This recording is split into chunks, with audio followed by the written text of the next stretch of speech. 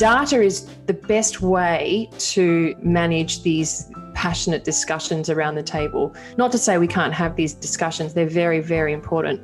But when we're coming to making a decision, being more data-driven takes out the emotional charge.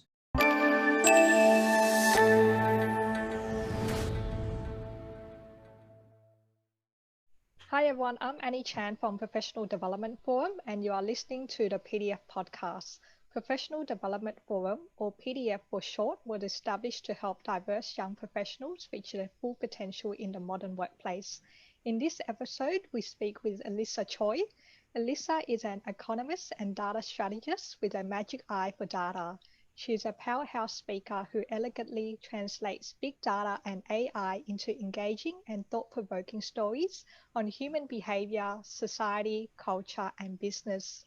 She is founder of Maven Data, Australia's first AI-powered market research agency, and Strategic Data Central, a boutique data analytics consultancy transforming organizational internal data into actionable insights to increase customers, increase sales, and increase margins. Hi, Elisa. Thank you for taking the time to speak with us today. It's great to have you here with us. Thank you very much for having me, Annie. So maybe we can start can you tell us a bit about your career background to where you are now, including your early career? Oh, wow. So I've been in business for about 20 years. 16 years of that have been in corporate roles. My first life in corporate was in finance. So I studied economics and I studied commerce and accounting. I could have been an accountant, but I moved into finance. I did a postgraduate finance honours year, and then I moved into consulting, investment banking, and then venture capital and private equity. And then GFC hit in 2009, and that made me pivot my career significantly. But I had a couple of redundancies just before making that decision to jump from finance. And then in the last 8 years of my corporate career, I did a variety of things such as marketing services, advertising, sales, analytics, and I worked across various industries. So I've basically had what I feel is a walking MBA. The only thing I haven't done is law. And then in 2018, I started my first business, Strategic Data Central. I wanted to do my own thing. And just this year in June, I launched Maven Data. So in a nutshell, I've had a bit of a zigzag career. You could call it a bit of snakes and ladders. You climb, and then you slide. And 20 years into the world of business, here I am. And how does one get into the field to become a data strategist like yourself? To be honest, the role of data scientist never existed. You would say 2 years ago even. Even now, people don't really know what it is. It's a new area. Essentially, a strategist who works with data. So what that means is that you have to have experience in data from the perspective of analytics, which means you understand from the raw data end all the way through to how to produce an insight. And that is a business skill, predominantly a business skill more than a technical skill as a strategist. And the key thing is to it's old school consulting with a strategic angle, with a finance angle, with a commerce angle, with a human angle. So you basically bring to life data. So I think very simply, it's somebody who can see the possibilities in data and bring people along the journey to help leaders then make much better decisions. Has your Asian background given you an edge in this data field? Of course. I would say, not particularly because I'm Asian, but I would say that being from an Asian background genetically and also raised in an Asian household, we do have the tendency to be more numerate. We tend to like to solve problems. We like to be technical. I mean, Asians could do anything, obviously. But in terms of the attributes of why I think I'm good at it, it's I've got that sort of, hunger to succeed and do the right thing and solve problems in a technical way. And I think I'm not saying that only Asians can be good at this stuff, but if you ask that question, that's what I think where the Asianness comes into it. I get asked this question all the time because of my black hair and my Asian skin. So yeah, I hope that answers your question. Are there any challenges you faced of being a woman in the data field, and how did you overcome them? Yeah, that's a really good question. Yes, I would say. In the world of data, at the moment, it's, as with many industries, it's highly skewed with more males than females. And, that's going to change. So when I started in analytics 5 years ago, or more than 5 years ago now, 7 years ago, I was the only female in the team. I was working in an organization that had a center of excellence, and we had data engineers and data strategists and data scientists, and I was the only girl. So yeah, it was difficult, but then I've come out of finance and account, those sorts of industries are heavily male dominated. So I was quite used to being the only female in a team. It didn't bother me. But in terms of, I guess, when I started to hit my strides in the business, I think being female, there's an element of we're just better at listening sometimes. And it's interesting when you listen to your clients, they could be your internal clients in a business or an external client. It's really understanding and reading between the lines about what they really want and what they need, and empathizing with how they need your help in their own role as a person. So I think data is not about technology, it's about people. And so in my role as the only female in the team, I was often the person who could be the only person that could explain things to technical stuff to business people. And I guess that's how I started becoming the data whisperer, translating maths to English to turn data into decisions. But it was difficult because sometimes, I'm not one of the boys, but it didn't really stop me. So I wouldn't say it's a challenge. It's just an everyday thing of females in the workplace, to be honest, in this day and age. And have you ever faced unconscious bias? Look at me, female, Asian, I'm a mother, I've got so many diversity cards going.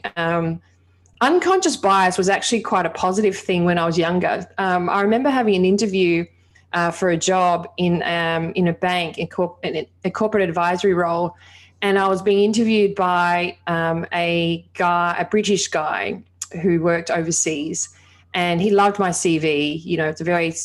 It was a stacked Asian high achieving CV. And one comment that stood out to me, he said, "We need more Asians like you because you're hardworking and you get the job done." That was what he said. Like, he said that to me. So in a way, there was there's unconscious bias and conscious bias, but the bias was positive in my favor because, he just assumed that all Asians were hardworking and smart. So there's good and the bad. I don't get too bothered by it. I grew up in Australia from a very young age. I was at one point the only Asian in the school besides my brother. So it's just the way the world is. We're trying to change that and just bringing more awareness that people don't really understand that they're unconsciously being biased. And I think that's a great conversation to be having. Sometimes people just are unconscious that they're about this. And so, yeah, it doesn't bother me is what I'm saying. How can you use data to dispassionately answer emotionally charged questions? Oh, okay. So I love this question. So basically, when everyone has opinions, right? And so when you're making decisions or you're debating something, everyone's got a right to an opinion. And if it's an emotionally charged opinion, that's great. But what tends to, I suppose, put out the fire is if you've got confidence in data to back your view. And so I found that, and that's why I have this business. It's actually to take out the noise from the chatter and the opinions and actually find out really what people care about through data in a way that you can't question the data. You can question our methods, but you just look at our results. You look at the way we've predicted things in the past. My question is everyone's entitled to an opinion, but at the end of the day, it's just an opinion. Just look at the polls. So data is the best way to manage these passionate discussions around the table. Not to say we can't have these discussions. They're very, very important. But when we're coming to making a decision, being more data-driven takes out the emotional charge. Now, the world is currently watching on the US elections right now, and I saw your latest work on predicting the US elections. Can you explain how you use data and AI to make these predictions? Okay, so we use the world as the sample, and we use all the online content out there in the market. So we know that there is so much data outside your business, and this is the data that I'm talking about on websites, on on socials, everything outside the firewalls of any business. That's what I call market data. And 90% of the world's data has been created in the last 2 years, and most of it sits on the internet. So when we engage with internet content, right, and we all are online, when we're surfing the web, when we're reading an article, when all the behaviors online as we engage with content, we use AI to pick up how people feel. We measure how people feel, we measure engagement, and we have our own ways of understanding and quantifying this, so that when we pick up on emotions around a particular issue, then when we measure the intensity of the emotion, if we can find something that is emotionally charged through AI, measuring it this way, then we can predict how people will behave. And these predictions of how people behave in this case of the election is how they will vote. And so I've actually been very proud of the work that we've done, because it's the world first methodology to predict how people will vote in an election. And so, so far, we've been pretty good on the money. We've hit, I think, 4 out of 8 states, with I think about another 2 states to go that we'll hit. So I think we'll hit about 6 to 8 states correctly, whereas the polls, you can see they got it grossly wrong. So in contrast to polls, people are asked an opinion. A sample of people are asked an opinion, which then gets extrapolated to the market view. We all know that that system is now flawed, and I'm really hoping that we actually finally, put polls to death, because it just kills democracy. And what is the best decision that you've made, whether it be in your career or in your life? The best decision I've made so far has been to finally have the courage to break out of corporate and start my own thing. So it also has been at some points the riskiest and sometimes the stupidest thing to do, but it definitely has been the best thing to do so far. You just have to make it work. And at the end of the day, I always knew I wanted to do my own thing in my own way. You just know if it's in your DNA or not. So that's probably the best decision to date so far. And was there ever a moment where you felt you couldn't do it or do something, and how did you go about that? Oh, all the time. I'm building a business from scratch, and I'm constantly finding things I need to learn and do. And there are times when I just think, I can't do this. Even just looking at predicting the US election, coming into this, I was not sure that this could work, but I gave it a go. And the way I think about it is, it's a learning opportunity. If I win, if I lose, if I'm successful, if I fail, it's all a learning opportunity. So in that regard, with anything that's new, just give it a go. With anything that makes you feel uncomfortable, it means that you're going to experience growth. Are you a person who likes to grow, or are you happy to stay in your lane? For me, I'd like to grow and be better and expand my capacity. And so that means I need to challenge myself, which means I need to put myself in an uncomfortable position all the time. The mindset is everything is a learning opportunity. You mentioned earlier you made a pivot in your career before. How did you reinvent yourself after having experienced redundancy? Yeah, that's a good one. I experienced multiple redundancies in a series of a short time because I didn't listen to what my calling was, if you kind of believe in that sort of stuff. When I decided that finance was no longer right for me, I had to really understand who I was and what I wanted to be. It really goes back to know thyself and be brave. So the first exercise was really uncovering what are my values, what is important to me in my life, and then what are my natural gifts. What's my skill that I am better at than 1,000 people, hands down, right? And putting those two together, how do I apply my God's gifts into the purpose that I am living my values every day. That exercise is quite a deep thinking, internal, introspection type exercise, and it takes time. And you have tools that help you think about that. You have people that can guide and mentor you to help, bounce ideas off and shape your own view. And then you get a point where, okay, you make a decision and then you just give it a go. So when I moved out of finance, I did that exercise. It took quite some time, 6 to 12 months, to be honest. It just doesn't drop on you.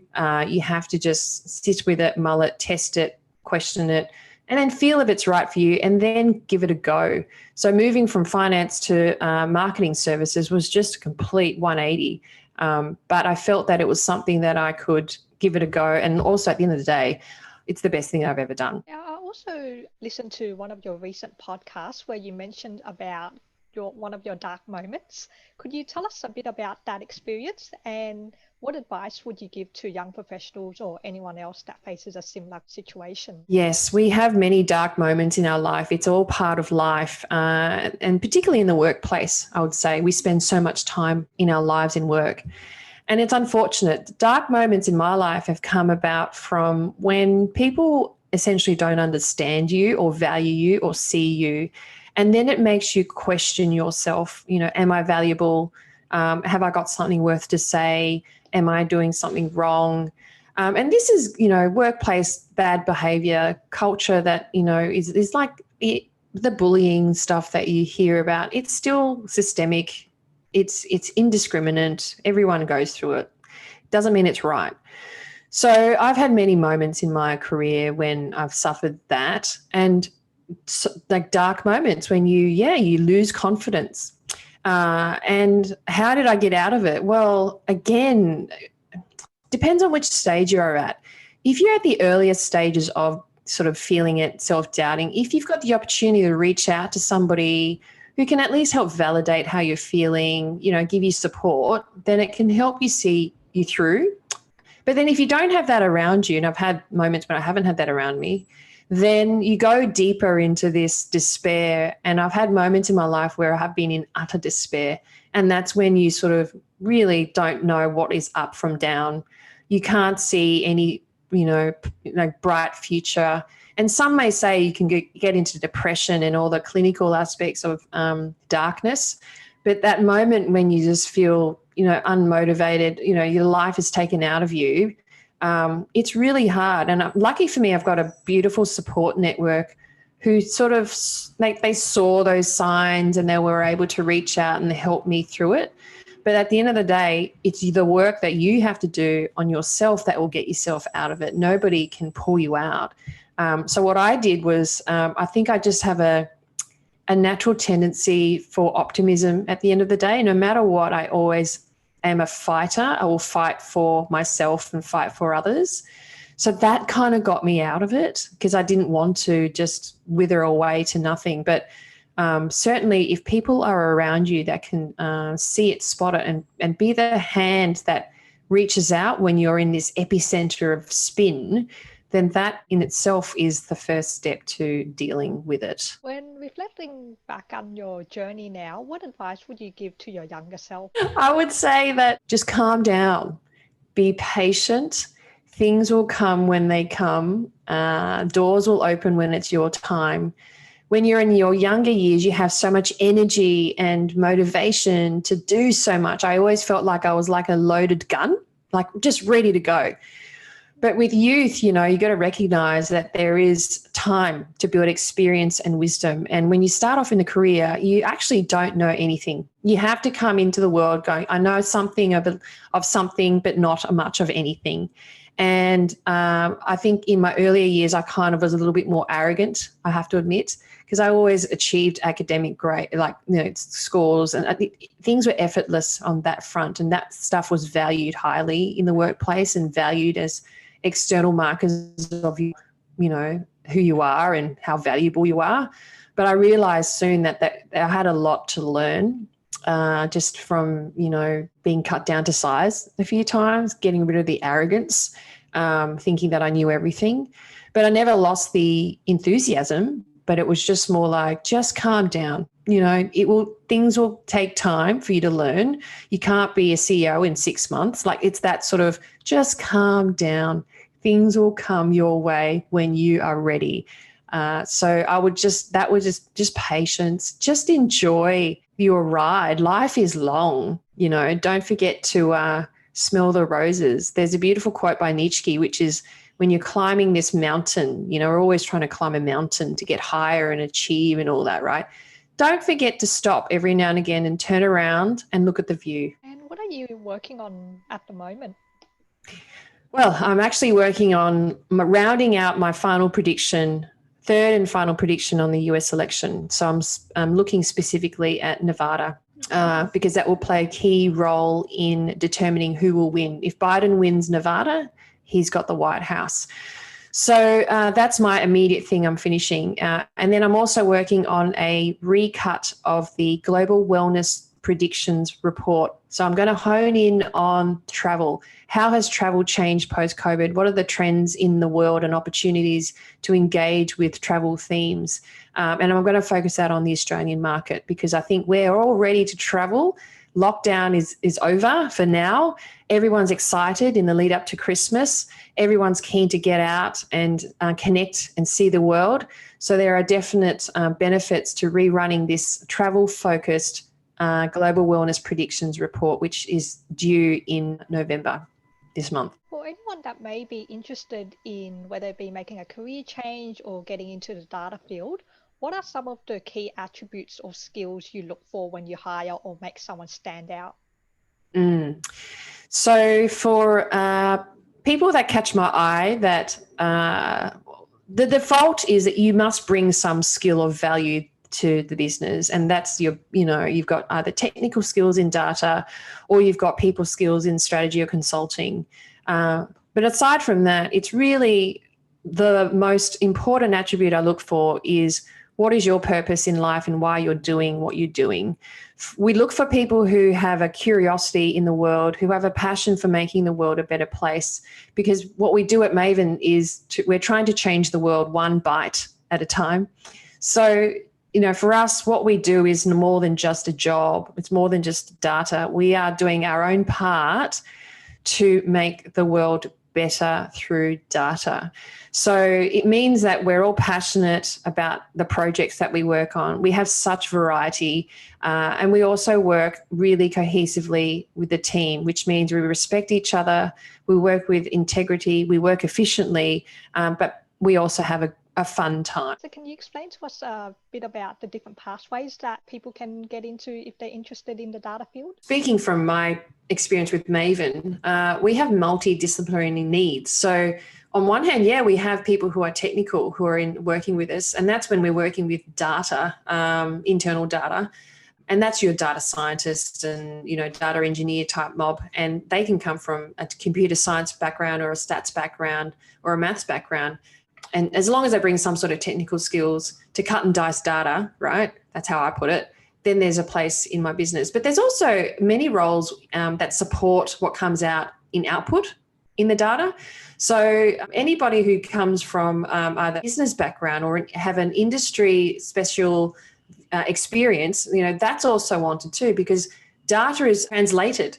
And we need to translate it in context of an industry and communicate it in a way to different types of stakeholders, whether they're, frontline managers up to the board. That requires a whole different set of skills, which I call the people skills and business skills. So, we'd be open to looking at people who have come from all walks of life. They could be from arts with a particular passion for helping the arts industry. They can come from accounting who want to look at, that everybody brings attributes. I don't look at sort of like, buckets. I just go attributes: thinking, curiosity, passion, problem solving, working with people, growth mindset. That's what I look for. And if there's opportunities in our business, which is growing very quickly, if there are opportunities to fit for those attributes, then come along and inquire. That's all I'm going to say. Many opportunities. So normally, do you advertise the roles through, say, your website, or is it best for someone to, if who's interested in maybe potential roles, to just contact you directly and reach out? At this stage, I don't do any advertising. It's people, I've been growing organically by people who've sort of contacted me. And at the time, if there's an opportunity, there's not. And I assess, where there's a fit. And then we just keep in touch. So it's pretty light touch. It's not being formal. So I think at this stage, it's just reach out and just, tell me why you're interested in what we're doing, and tell me what you think you can bring to the table. You have to bring something to the table, and then start a conversation that way. And I'll give you a pretty quick turnaround to let you know whether it's a fit or not for now or for future. And what's the best way for other people to connect or reach out to you? You can connect with me on LinkedIn. You can connect with me on Insta. I just started a Twitter account 24 hours ago. So there are many ways to contact me, and also through the website. So I'm always open for conversations. People contact me all the time. And it's a great way to connect with, people, and making sure that what we're doing is, in line with what people want and what people need, and always happy to help whichever way we can. If I've got the time, that's probably the big caveat now. Is there any final advice that you would like to share with our audience, aspiring leaders, or anyone who's aspiring to get into the data field? Well, there's a lot of opportunities. There are many roles to play. Don't think that you need to be highly technical to get into data. You can come from many walks of life to work in data, because as you can tell from my career, I'm not a data scientist. I don't have a deep technical background, but what I bring is the business side, and that's equally as important. So I always say that it's actually 1 part technical, 2 part people. So don't doubt yourself. Have a go. If you feel like you need to upskill, go upskill. But you don't need to do 3 years of a master's. I'm just telling you, you can do some very smart short courses. You learn on the job, and just be patient. The world needs more smart, passionate problem solvers using data. You'll never be without a job. So yeah, jump in if that's your thing. Thank you so much, Alyssa, for sharing your insights and wisdom with us. Thank you to everyone for listening to the PDF podcast, and hope you have a great day. Thank you very much.